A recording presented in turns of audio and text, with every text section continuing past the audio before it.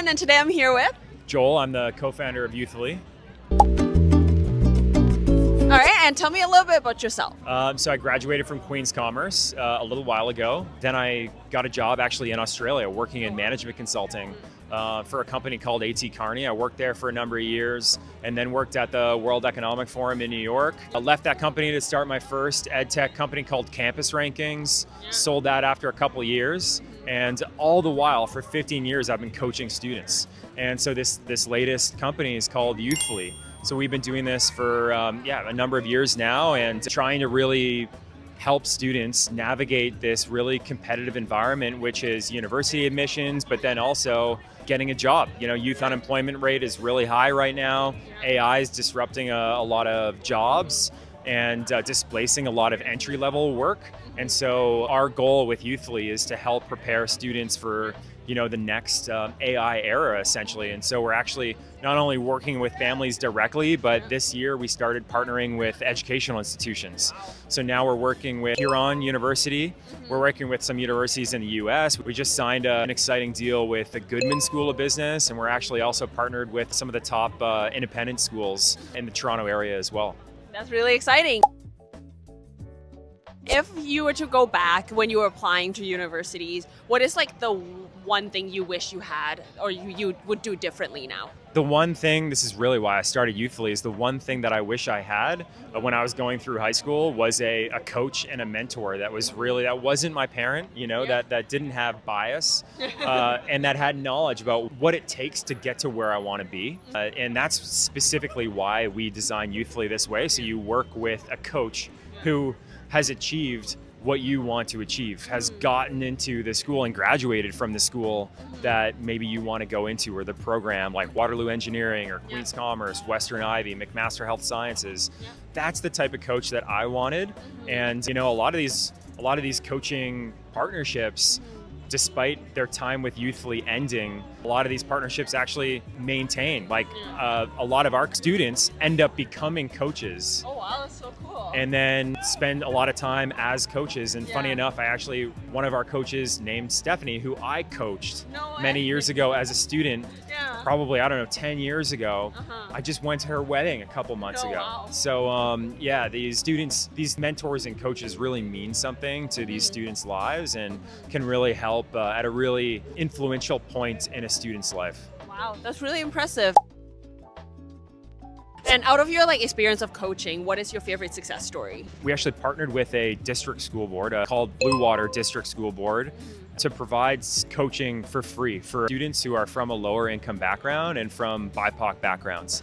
And one of the students who we helped out with last year is Indigenous, and she's first generation going to university. She really wanted to become a doctor, and she had no idea how that process worked. Wanted to get into McMaster Health Sciences, and as many people know, that's a super competitive program. They only accept around, 250 spots per year, and the acceptance rate, is around 5%. And the supplementary applications, the essays are super confusing, complicated. And so we partnered her with one of our coaches to work one-on-one. That student ended up getting in, and now she's thriving in that program. Wow, we're looking at a future doctor. And Joel, nowadays, there's universities asking for video interviews on top of essays and applications. What are your tip to prepare for that?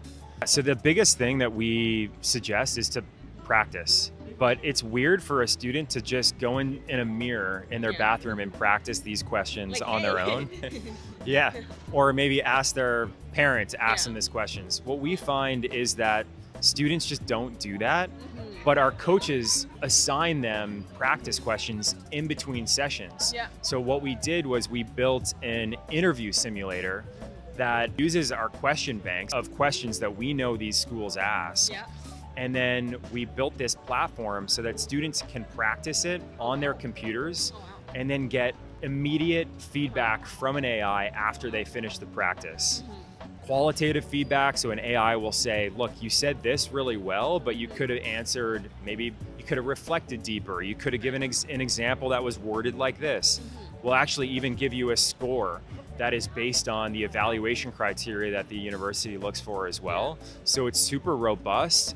and something that our coaches use so that their coaching sessions are much more data driven and they're able to focus on the areas that the student is maybe struggling at or needs more improvement on.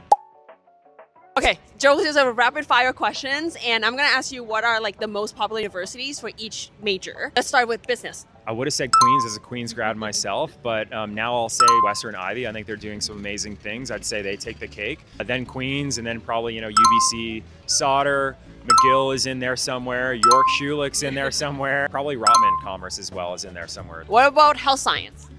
McMaster Health Science and Queens Health Science for sure. Computer science? Waterloo Computer Science and U of T Computer Science. Engineering? Waterloo Engineering, U of T Engineering. I'll throw a shout out for McMaster Engineering. I'll throw a shout out also for Western Engineering. And I think a lot of students struggle with this, that they have to balance both academic, extracurricular, and how they present themselves in the interview. Does that really make a difference? It totally depends on the program. So some programs require students to hit a certain minimum average. And then at that point, some evaluate the supplementary applications more or less. So it's very dependent on the program. But what I would say is nowadays there's so much grade inflation. Like so many students are having 95% averages, 97% averages, 99% averages. And it is crazy. Honor roll is now the average. Getting an 80, I don't even know if they call it honor roll still. I think they do. But honor roll is now the average. Getting an 80 is now an average. So students really need to, bare minimum, to get into these competitive university programs, be in the 90s. But at that point, shift their focus a little bit more to supplementary applications, developing skills for video interviews, developing skills like storytelling for essay writing, self-awareness, reflecting on their experiences, trying to find those stories that will stand out, their strengths that will stand out amongst all these other applicants. And then a lot of these skills they can apply in the classroom as well. And build relationships with your teachers to start to get the grades that you need to get into these programs, or develop problem-solving skills or presentation skills to get a better mark or grade on an oral presentation. So slowly shift focus the older you get in high school to more of the supplementary applications and the evaluations. And that's also going to pay dividends for when you get into university and you're applying to competitive extracurriculars, you're starting to apply to internships and things like that too. So grade is not the only thing. Pay attention to your passion, your extracurricular, and all the things that can make you stand out.